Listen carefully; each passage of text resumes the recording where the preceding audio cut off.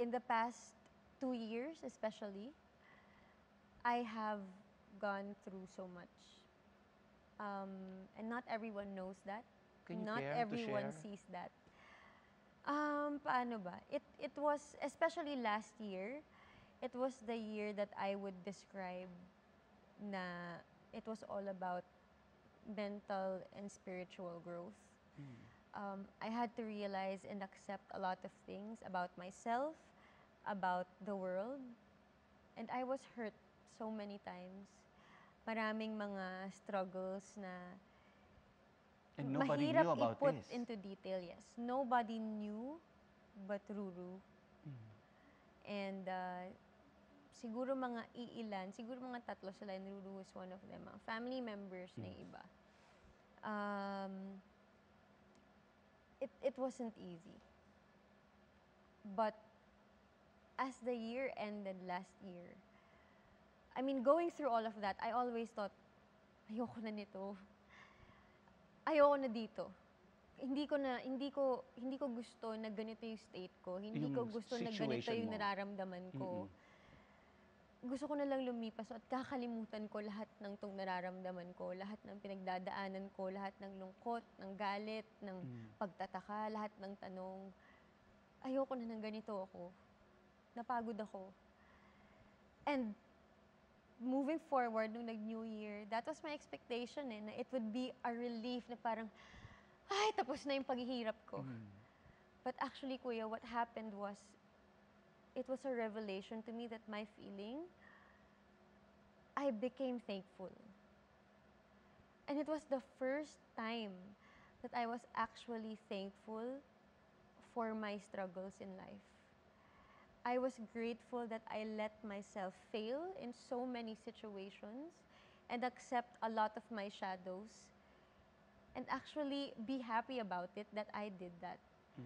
I was thankful na I chose to be strong and I was guided and trusted God na may rason lahat to kung bakit to ganito.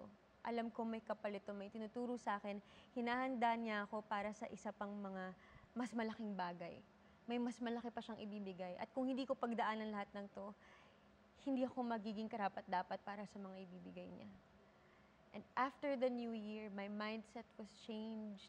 I knew that He was with me. I knew I was closer to Him. And I knew that this year is going to be great. This is your year.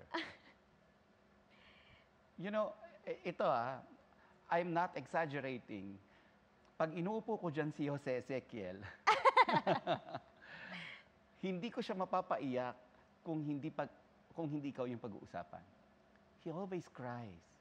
Iba yung lalim, mabanggit niya lang yung pangalan mo. And alam mo, I became very curious. And ngayon, mas naiintindihan ko na how yung dynamics ninyong dalawa, how you protect each other is unimaginable. I love that, the way you described us. We do protect each other through anything and everything. Kahit pa alam namin na hindi rin naman kami all the time perpekto. Wala namang perpekto. Walang taong perpekto para sa isa't isa. Pero we work hard to be perfect for each other. And we protect each other. We always hold each other's hand, regardless kung napakaganda o napakapangit na pinagdadaanan naming dalawa. At yun po yung strength namin. Yun yung dynamics namin na malinaw po sa aming dalawa ni Ruru kung ano yung strengths and weaknesses ng isa't isa. Alam namin kung saan papasok yung isa at kung kailan hindi. Kung kailan kaya nito mag-isa o kung kailan kailangan niya ng tulong. Tama po kayo eh. We do protect each other and we always choose to do that every day even if it's hard. Alam mo, may sinabi siya sa akin na talagang tumatak sa akin na even in my personal life, na-apply ko. Si Ruru, marami ako natututunan dito eh. Sabi niya, nag-aaway kami ni Bianca, pero we also see na we don't fight each other. We fight the situation. And we were never angry at each other. Yes.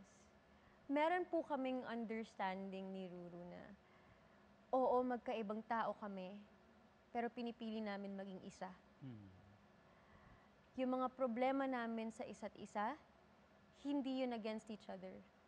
ang problema ng isa ay problema ng parehas. Mhm. At kahit anong problema pa yan, magtutulungan at magtutulungan kami. Even if kami yung magkaaway. And that's how we handle it. Because we always choose to also always humble down for each other. We choose to, again, understand and adjust ourselves for the relationship. Wala po sa amin ng talagang papabor lang dahil ganito ako or siya dahil ganyan siya. We work together and I guess that's how synced we are. We work hard to be one. At hindi po siya madali.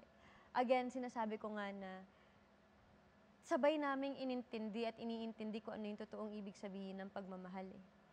Ang pagmamahal ay hindi lang yan pakiramdam, kuya. Ang pagmamahal, ang ibig sabihin yan, maraming bagay. Ang pagmamahal, that means family. That means friends. That means money. That means religion. And a lot else. So, kapag alam mo kung ano yung totoong ibig sabihin ng pagmamahal, kahit ano pa yung pag-aawayan mo, pipiliin at pipiliin niyo yung isa't isa.